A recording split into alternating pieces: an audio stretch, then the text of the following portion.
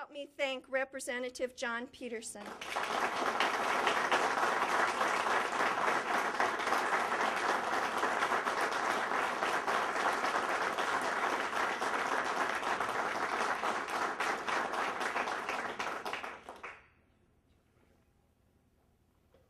Thank you very much.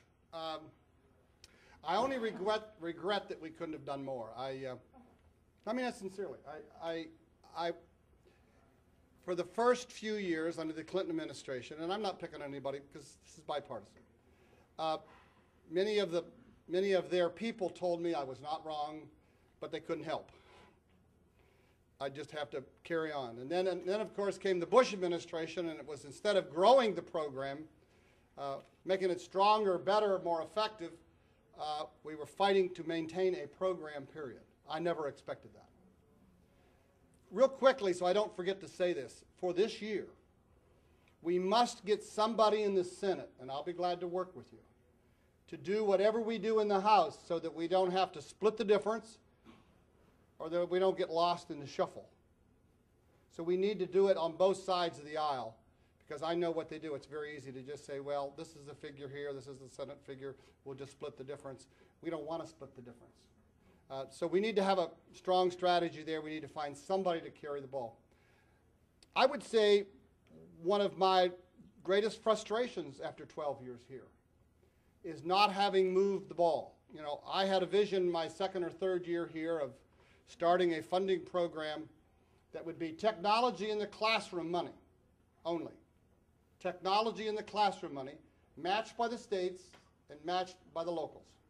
Now, I know that's a lift, but if we had $1 billion annually at the national level and the states matched it to get it, and if we had the locals put in their third, we would have had a $3 billion investment in technology in the classroom. And folks, that probably is not enough. We're in a technical world. I mean, it amazes me. When I talk to companies all across my district, when I talk to leaders of national associations, they're struggling to have the workers to run the complicated new equipment that they're using to manufacture. The only way America competes in the global economy today is with cheap labor, is to have the most modern, efficient manufacturing processes. And they're all expensive, complicated machines that you just don't learn to run them, repair them, or make them operate without skill sets defined with an education in high school and probably after high school, where you continue on. And for us to provide the workforce to compete in a global economy without technology education is just not going to happen. Now, we have other problems. You know, I'm big on the energy issue. That's another huge hurdle. I think oil only hit 110 today. And we don't have a crisis. I mean, it's not considered a crisis in Washington that oil's $110. And folks, I want to tell you, I ask all of you, we have to get some concerted effort from the grassroots up that technology education will help us leave no child behind. Lots of young people are blessed with technical hand skills.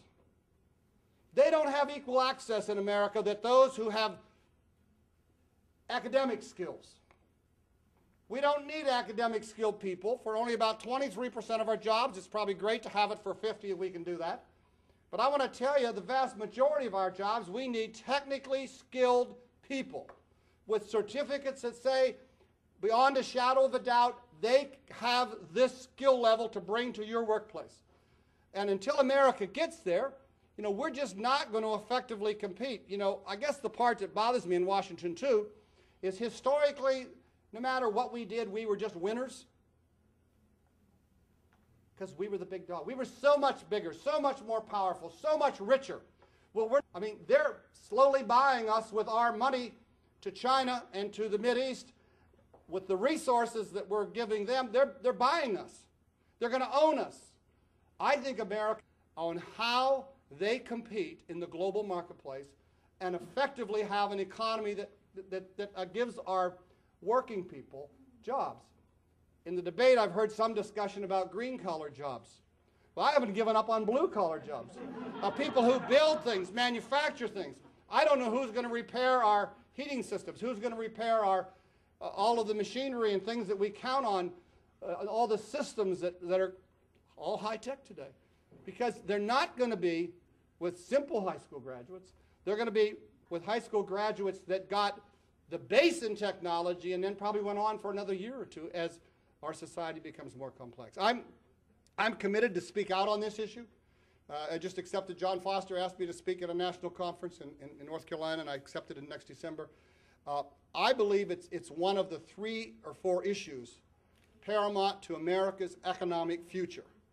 The ability of working people in this country to have the skill sets they need to run this country, to continue to build this country, and make this country work. We need people to manage the company, and we're not short on them.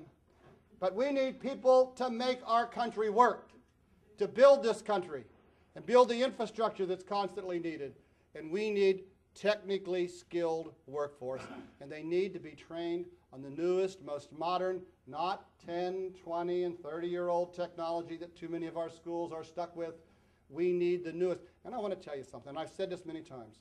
In cities like Philadelphia, where half the kids drop out, I think in the recent debate in Detroit, 55% drop out, you could drop that dropout rate measurably if some of these young men especially saw exciting technology in the classroom that would excite them and want them to learn. And I keep telling the academicians, if you want them to have academic standards first and then learn technology, they're gone.